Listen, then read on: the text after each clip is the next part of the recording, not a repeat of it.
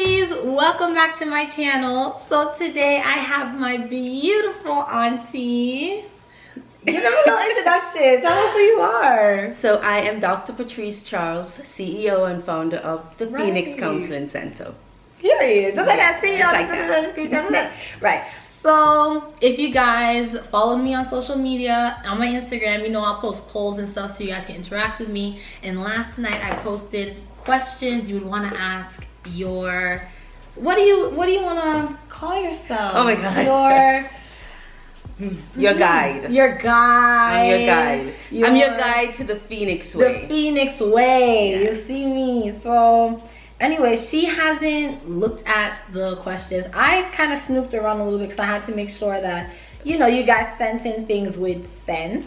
But there's a good amount in That's here. a lot of questions. Oh my yeah, God. like look, you see, woo. Wow, that is awesome. All right, guys. Look, Let me see if I can guide you into the Phoenix way. So we can help you to rise above your adversity. That's what it's all about. Oh wow. Oh, okay, no. I'm sorry. This is like you guys said in some new ones. Okay.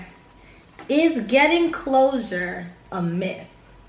No, absolutely not. Come on. Getting closure is not a myth. Getting closure is about facing whatever trauma or whatever issue it is that you have, and just kind of like working through the process, accepting things that you cannot change, and just moving on with it. What would you say that the first step that someone can do on their own with, you know, like getting closure? First, being aware of what your truth is. Right. Find out what your truth is, reconcile with it, and then act on it. Right. Simple. That's the. Listen, I feel emotional. That's the Phoenix way. That's the Phoenix way. Yeah. Phoenix, I'm about to rise from the ashes. There you go. I like it. Oh my goodness. Okay, I'm sorry. Some of you guys are really playing with me, but can you fix me? That's not a question. Well, you just make an appointment and see what happens. In the description below. Let me see if I can. In the description. If I can show you the Phoenix way, guide you through the Phoenix way. Yeah. Okay. Is it normal to feel numb?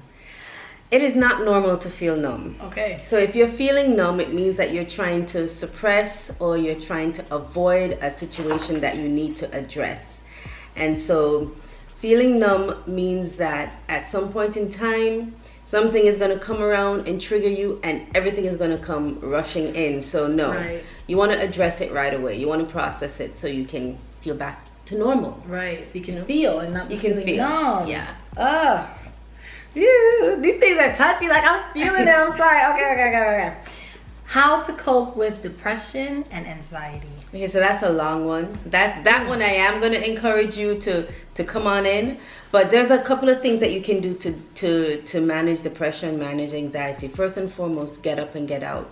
And get moving.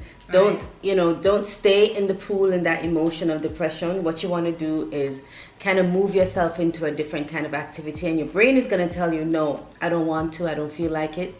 Do it anyway. So get up, get out, get moving, and remember who you are. And if you don't know who you are, you can start from there, discovering who you are. Depression can be comfortable. It can keep you. It can be like depression can be like like a nice warm, comforting blanket that feels so good, and you don't want to get out of it because you're saying, how do I even get out of this? I don't want to get out of it. I can't. You I'm kind not of strong stay in enough that to get out of space it. where you start talking yourself into feeling even more depressed, or giving yourself a reason to fail or to be sad. I deserve to be sad, so I will be sad. So getting out of depression is really about getting up, moving. Exercising is good. Practicing mindfulness is also good. It's going to be on my YouTube page. That's what I was about to say. How to practice. You don't gotta give them everything, because if you guys didn't know, which you guys wouldn't know because I didn't say it, is that my auntie has a YouTube. She's a YouTuber. I am. So you are a YouTuber. So right now, by the time you guys are done watching this, her first YouTube video would have dropped. Like, it's scheduled to drop as soon as you're done watching this. You get the introduction of her here. You get the feel of her here. You're seeing her. You're feeling her vibe. Go subscribe to her channel. Yeah. Yeah, and for those that are dealing with anxiety, my first YouTube video Right. should tell you how to deal with that stress and anxiety Come right away. on, tell them how to do it. You better promote. Right. Listen. Okay. What is? I'm sorry. I'm just so overwhelmed. She has a lot of questions. I have so many. You guys have a lot of questions. I like that. It means that you're looking out for your mental well-being. I like Right. Interacting. Why do I keep going back to him? that. Girl, Sis. Let you me need get to be the one professional. telling me why you keep Right. going. My question Schedule. to you is, why do you keep Why do you going keep back going to back him? to him? It's got to be that the consequences of you staying with him must be more than the consequences of you leaving. But What you need mean, to why tell you me keep why going you back? keep going back. What are you getting? What are you not getting? You know, you tell me why you keep going back.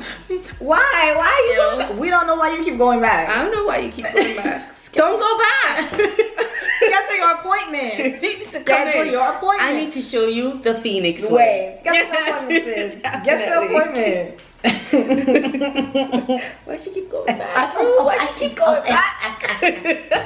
Sis, get up, girl. Get up and don't go back. Okay, Pick up your bag and walk. Go. Right, leave. How do I safely encourage a friend to take the step and start therapy? You know, there's a lot of people That's that heavy. have that stigma against going to therapy, thinking Come that if you on. go to therapy, it means that You're you're crazy. Absolutely Come wrong. on. It's such a wrong, Mentality. assumption or mentality to have. Come on. Therapy is really Right. about us. What I help my clients to do is to connect the dots. Right. And so what I do is I don't try to keep you in No. a session. I try to empower you so that you can rise above whatever adversity that you have. Rise from the ashes. That's just really what it's all about, which Right. is the Phoenix Rise way. from the ashes. Stop thinking about what everybody else is thinking about you and start thinking about what's best for you.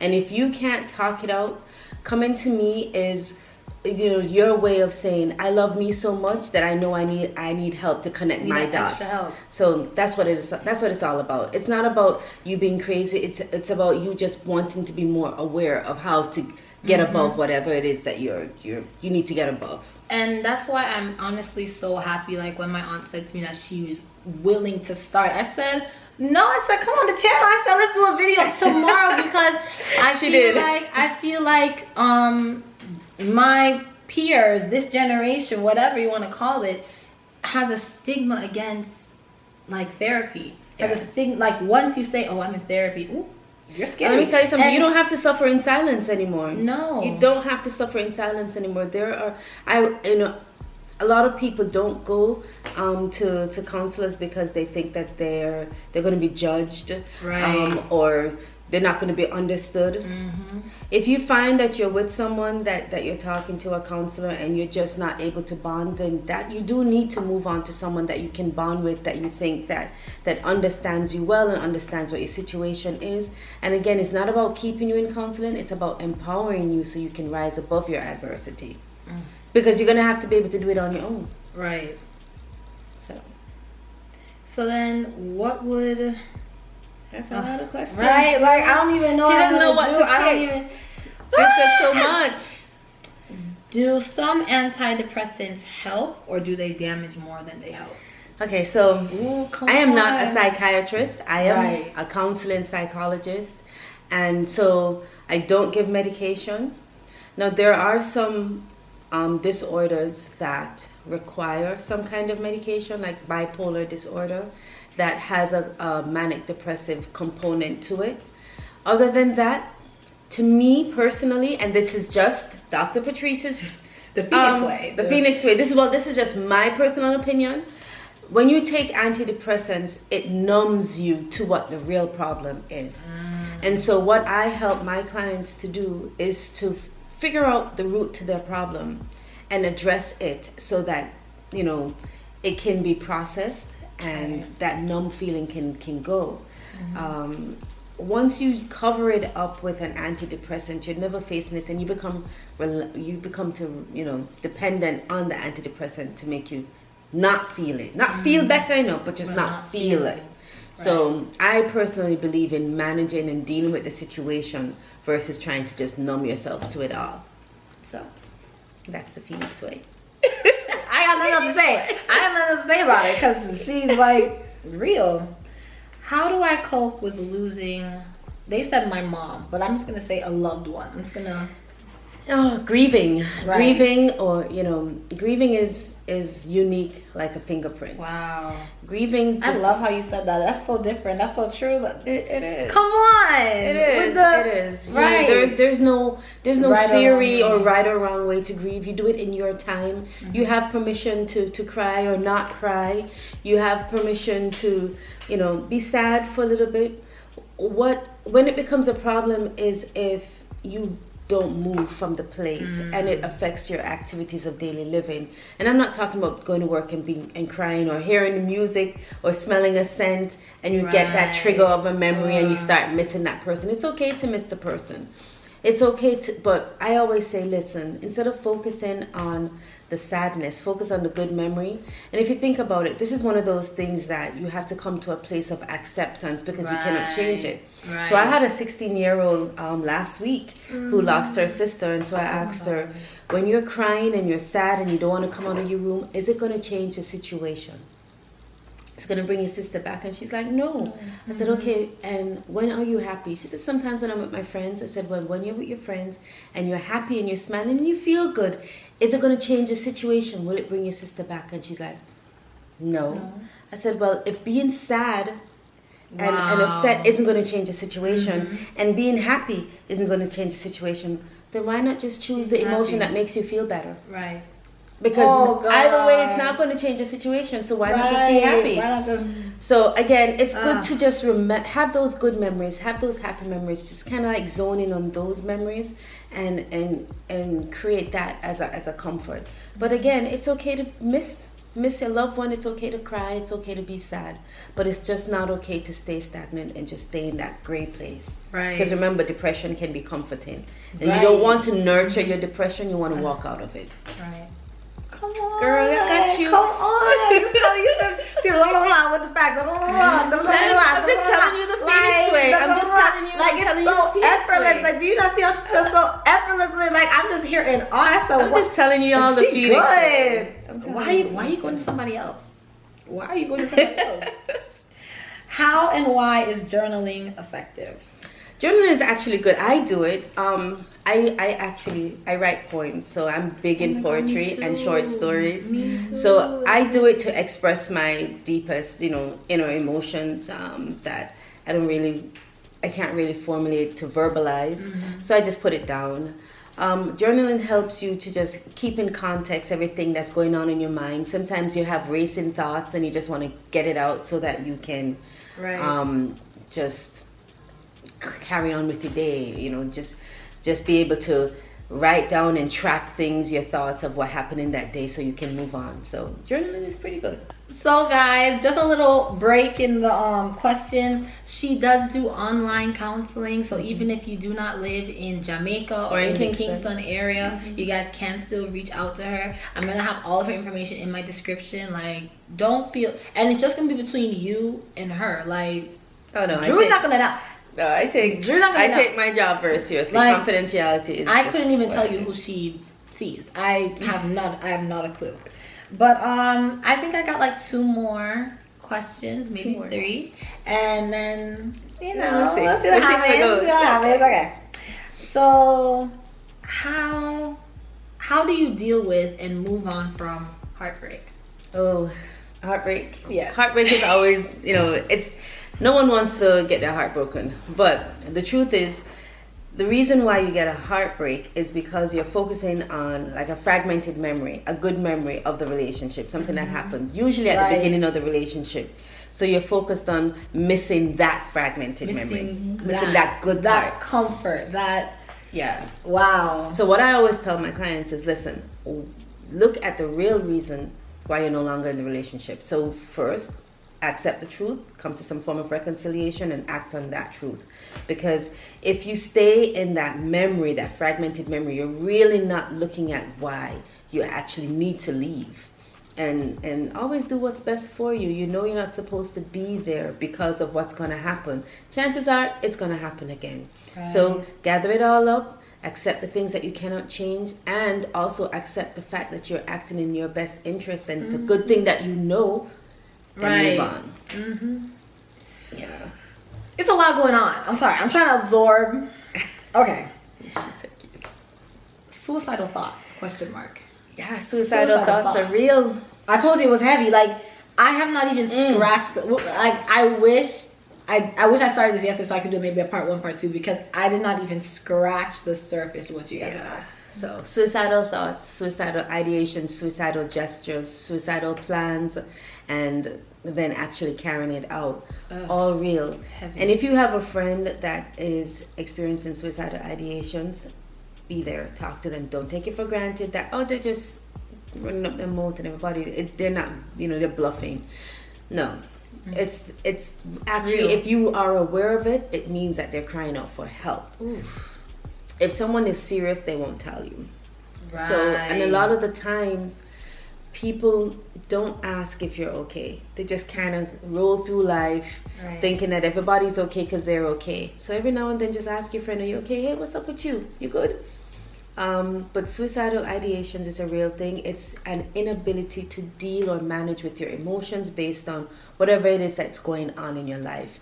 And this is really why I would encourage you, because it's too heavy to do. Right. But I would encourage you to contact me, because this is really where you would need to rise above your adversity.